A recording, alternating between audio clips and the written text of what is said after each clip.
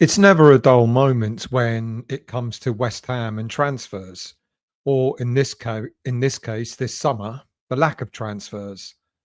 The fiasco surrounding our goalie situation is one that has left many of us scratching our heads and asking, wouldn't it have been a lot better and a lot less hassle if West Ham had just handed Lucas Fabianski another 1 year contract to be Alphonse Areola's backup? But there is clearly a good reason why we didn't do that, why West Ham didn't do that.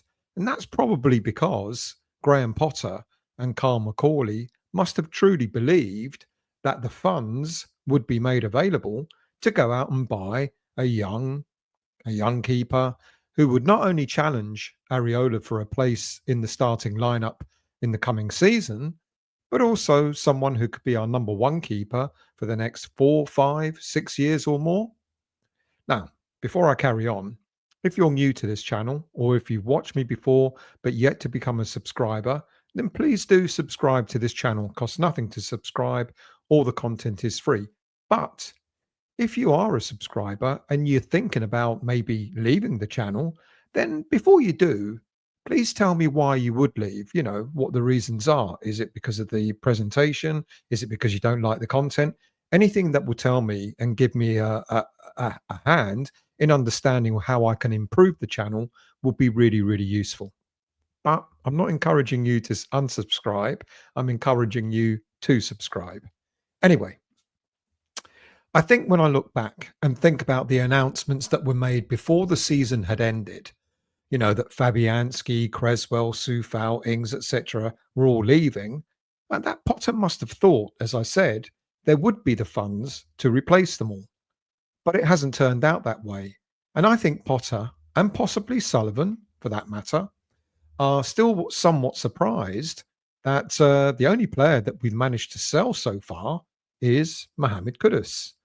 There must have been a firm belief that at least another two, maybe three, maybe more players would also be sold in order to generate the necessary funds to improve the squad. But it wasn't meant to be, at least not till now. And Potter and McCauley have probably had to change their transfer plans significantly. And here is where I think the link to someone like John Victor comes into the fray. But I'm going to add another goalie who is highly affordable and probably a better option.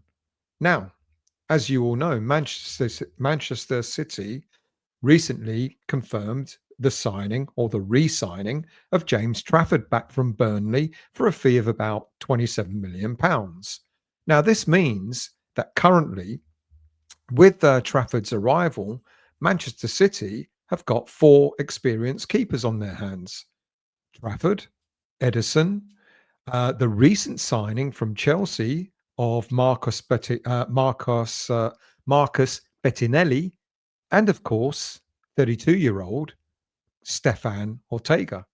Now, Man United have apparently approached Man City about Ortega's availability, and it's looking very likely that with just a year left on his contract, Ortega will be leaving Man City this summer. His value? Under 10 million euros. His experience? 56 appearances for Man City, keeping 25 clean sheets in the process, which includes Premier League football and Champions League football as well. But admittedly, when you've got a defence that Man City has on the whole, it's not surprising that you've had almost half your games with clean sheets. But anyway, now Ortega comes with a pretty decent reputation. And it's a surprise that despite being able to represent both Germany and Spain at international level, neither national team has paid him that courtesy. Now, he's been picked for the German squad, but he's never played in the senior squad itself. Now, you may ask, why would we want to go for another 32-year-old keeper when we already have Areola at the club at the same age?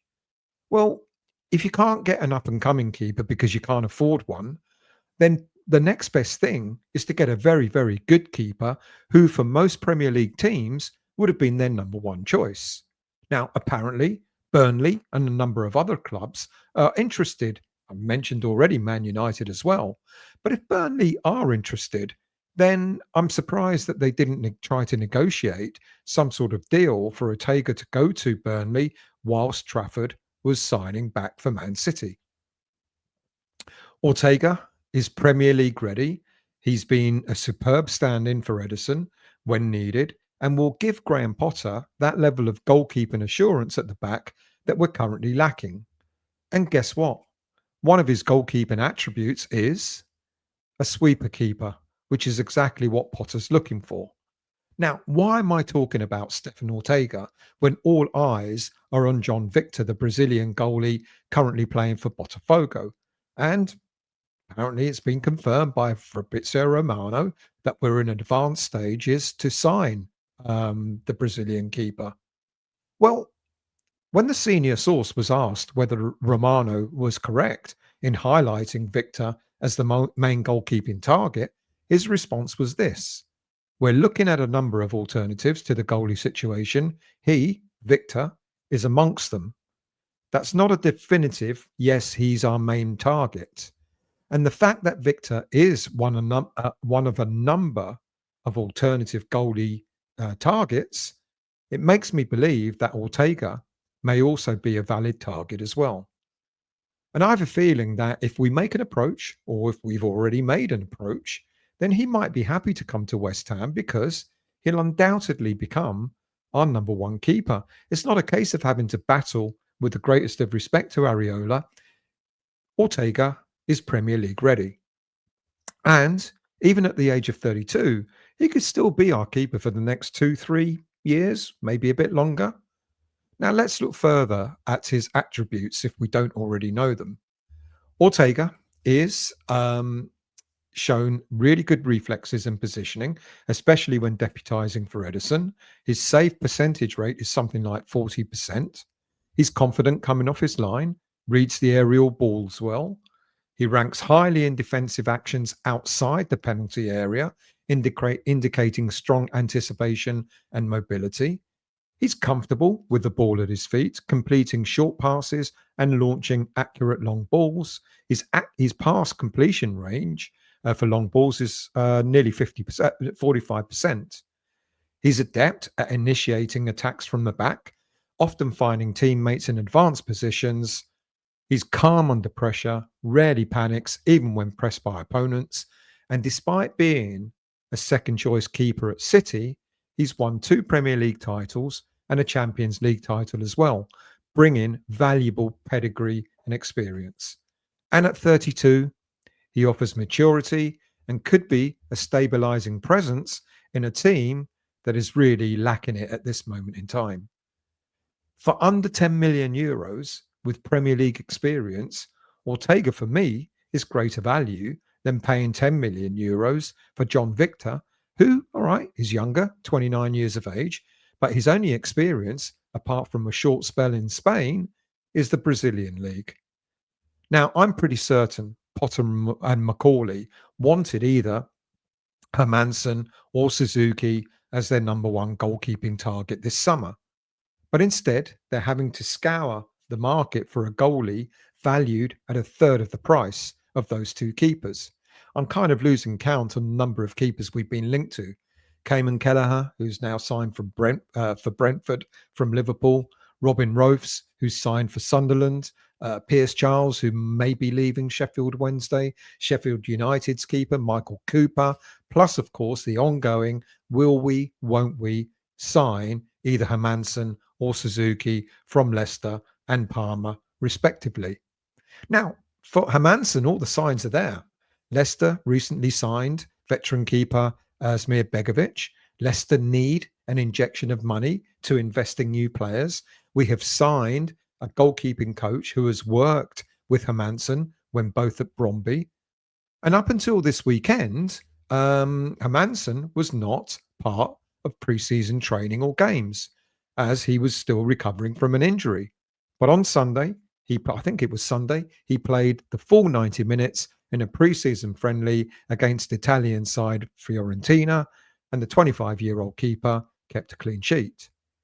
But interestingly, when it comes to Zion Suzuki, Now, that keeper was not even on the bench for their preseason friendly on Saturday, with the suggestion that the 22-year-old Japanese international is carrying a knock. Now, the last time Suzuki did play was on the 26th of July when he was replaced on the 90th minute. So perhaps we shouldn't read too much into Suzuki having missed the last friendly game. And there have been suggestions that we've actually called our interest in Suzuki because we can't match Palmer's valuation. So where does this leave all our goalie transfer business? Well, Leicester playing Hermansen at the weekend seems to maybe suggest that they're not prepared to entertain West Ham if they don't meet their valuation of around £25 million. So they might as well just play him. Or it could be a hurry up and, hurry up and make a decent bid if you really don't want your number one target to be continuing to play for Leicester. Look, we've started to look elsewhere, and this is where the bid for John Victor has come in, and this is where I think Ortega's in the mix.